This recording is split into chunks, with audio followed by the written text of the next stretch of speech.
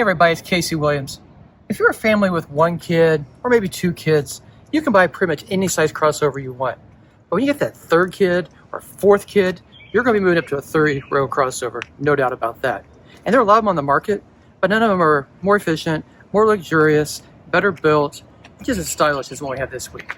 The 2025 Toyota Grand Highlander Max Hybrid. Let's go look at it.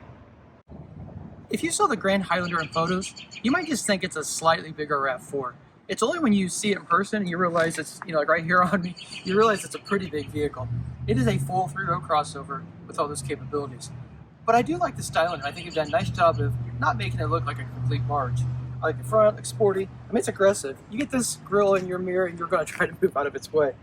But also looks very refined too. I like the chrome. This is the Platinum Edition, so it has a little more of the chrome, a little more luxury on it. I like that. I like the squinty headlamps. Again, very much a Toyota face. You see a lot of Toyota on the side as well. 20-inch wheels. Again, those are big wheels underneath a pretty big car. Running boards. I don't know why you need running boards on a crossover, but they do look good. This black panel down bottom does help break up the, the height of the side as well. Like the creases, like the curves, like this line that kind of comes up in the back. Again, if you park the RAV4 next to it, it's a lot smaller, but you would definitely see the Toyota family resemblance. Come around the back. Taillights are really nice as well. Power hatch. So a couple of things that I like and some things I don't like so much in the rear compartment. This is always a challenge with 3-row crossovers. If you get a Chevy Suburban, you got plenty of space back here. When you've got a 3-row crossover, in most cases, you're making some compromises between passenger and luggage space.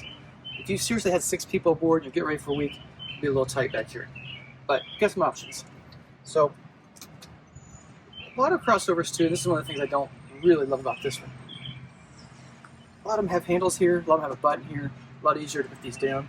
So, with this one you gotta pull this, grab that, take this down. So it does go down, but it's not quite as easy. Pull it back up, and readjust it. So there's quite a few steps involved in it, but if you need better compromise between passengers and luggage space, let's say you have 3 kids like my sister does, probably what I would do, take this one down, leave it down, and then you've got quite a bit of luggage space for the trip.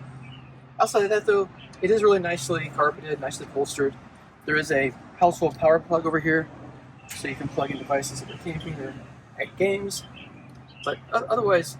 So the other compromise you get often in a 3-row crossover is the vehicle's optimized for the two front rows, with that third row really being somewhat useless in a lot of cases, or at least definitely relegated just for kids. So this one's actually not too bad. Seat folds forward. That running board actually does come in kind of handy here. Come in the back. And there's enough space to get in here. I've got the seat up a little bit. You can see there's not a lot of leg room with where the seat is. I would ride back here like this, okay? Sitting on the other side, it's a lot tighter, honestly. Really, I wouldn't want to go any further than about dinner sitting back here as an adult. But a kid would have plenty of space, no question about that. Again, you've got USB ports here for charging your devices, nice big cup holders, tie downs, lights, air vents. It's really not a miserable place to be. The rear seat's relatively comfortable, but I would much rather ride up in front with the adults, and I really do like this. The thing you notice first, of course, is the 12.3-inch touchscreen in the center of the dash. Pretty easy to use, volume control here. You have to swipe screen it or tap through the stations. For radio stations, you would do that. But it's pretty intuitive. Easy icons for audio, for the phone, for vehicle function settings, navigation as well. So pretty easy to do that. We've got wireless Apple CarPlay, wireless Android Auto. We've got wireless phone charging here in the console. So pretty easy to set up the vehicle and get everything connected. And as in the back, where you basically have a USB for every passenger, you have the same thing up front. There's a USB charge here, there's one there. So easy to connect your devices, easy to stay charged, easy to keep humming. I do like the layout. I like the digital instrument cluster. This has a head-up display that projects out over the hood like that, like the nice big thick steering wheel. I see more of these little bronze accents on our Platinum Edition. Again, just looks really classy. This has the JBL audio system, sounds really nice. Has the twin panel panoramic sunroof. Definitely with the light in. Gets a little hot in the summertime, but there's a power cover for that as well. Here in the console, nice Nice deep cup holder. I like the sliding door, easy to get into it. This control is for the drive system, so you can configure it for mud and sand, for rock and dirt, sport, eco. Sport makes the throttle a little more sensitive, eco a little less sensitive.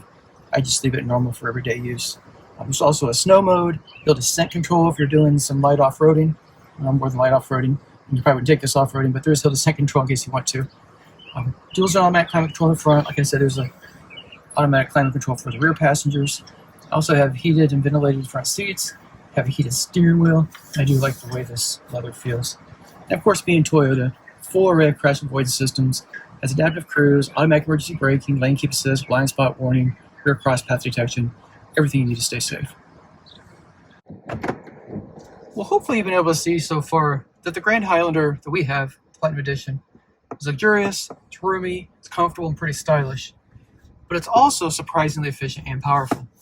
So this isn't just any Toyota, it's a hybrid, of course, which is kind of typical Toyota, I guess.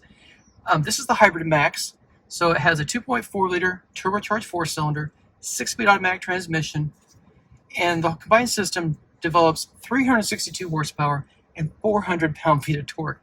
That is a lot of power in basically a large mid-sized family crossover. Do 0 to 60 about 6 seconds. And what makes this really useful too is you can get your family aboard.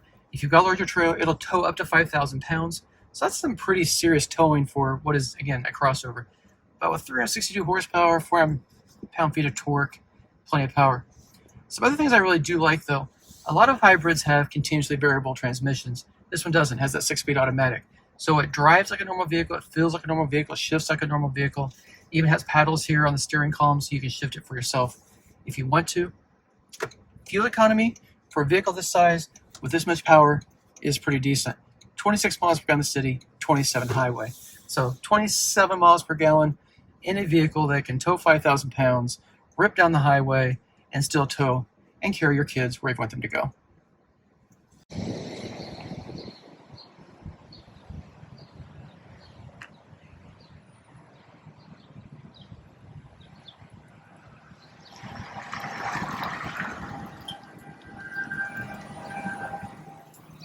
To get more size and capability than the Grand Highlander, you would really have to move up to a truck-based full-size SUV.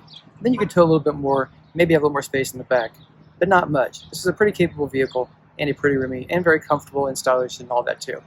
So let's talk about price, because that kind of goes along with it. The Grand Highlander starts right at $41,000, which I think for a vehicle this size is really good. This does have the Platinum Luxury package. It does have the Hybrid Max, so there's a lot more on this vehicle. This one comes in right at $63,000. Well, next week, we'll have another fun car, and until then, storm forward.